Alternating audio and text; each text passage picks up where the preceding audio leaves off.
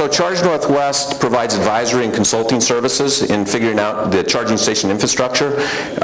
People like the MC Vehicles and Jay's company are shipping cars now, and there's a bunch of cars coming. We're helping people figure out what are you going to do to keep them charged up. We're also the distributor in the Pacific Northwest for the Coulomb technologies. I'll speak a little bit more about that, and you can see those charge stations back there, and also conveniently located right next to the Tesla. That was our strategic thinking. I think there's going to be a lot of people looking at that. And we also do software integration services into fleet management systems and other kinds of things, because we recognize that a lot of you already have software technologies to do different sort of management functions, etc., and we have experience doing that. I don't need to spend a lot of time on this. Jay's Cars, MC, the network, neighborhood electric vehicles, and then just over the next 2 years, the statement that I've heard is that every major manufacturer, with the exception of Miata, is bringing forward a plug-in electric vehicle or a battery electric vehicle, either a hybrid or a straight battery vehicle. So those cars are coming. They can be used in fleets and for personal use, etc. We got to eliminate that range anxiety and have charging beyond just home charging. What we found, this product's been shipping for over a year, more so in Europe. They're a little bit ahead of us over there, but there's a couple of hundred stations already installed in the United States and growing very rapidly. The questions we're hearing as we're out representing and talking to people and helping them plan their infrastructure are these questions. I'm not going to answer them now. That's what we can do back there or whatever, but safety, liability, you don't want to be killing people with 220 volts and 40 amps. That's not a good thing. Cities don't like that.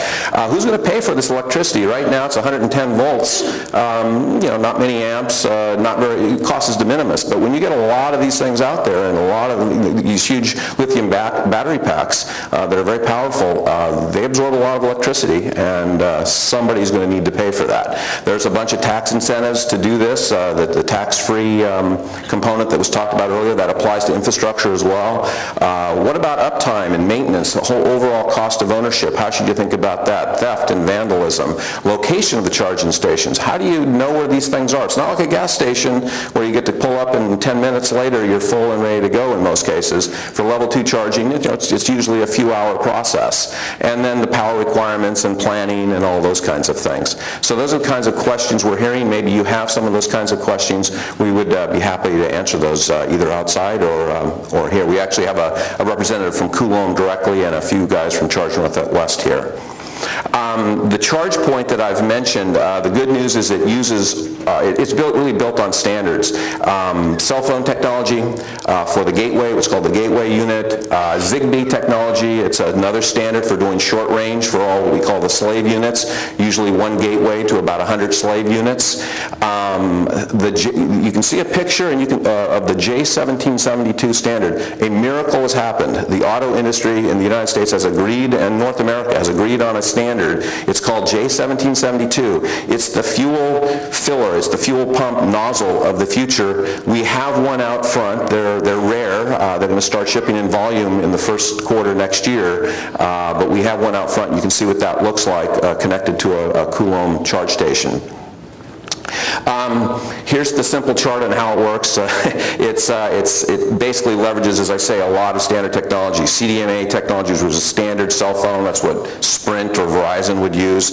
Zigbee, which allows charging for all the slave units. And then, of course, the internet to provide all kinds of tools. For fleet managers, etc., as an example, we have tools for doing fleet management that you can use or not use that are all based on internet technology. So you can see these on websites for consumers finding charging stations using Google Maps or on your iPhone, those kinds of things. So it's all built on those kinds of standards, and we'd be happy to demonstrate that for you at either of the locations.